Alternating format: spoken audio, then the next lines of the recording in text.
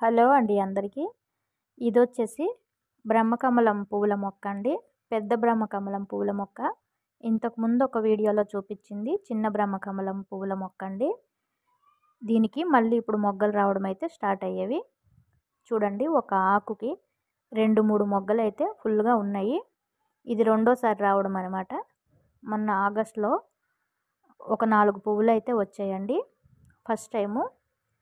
ఇది రెండోసారి. ఇంకా చాలా మొగ్గలు ఉన్నాయి. ఇలాంటప్పుడే మొక్కకి మనము సరైన బలం అనేది అందిస్తూ ఉండాలండి. మొగ్గలవి రాలిపోకుండా ఉంటాయి.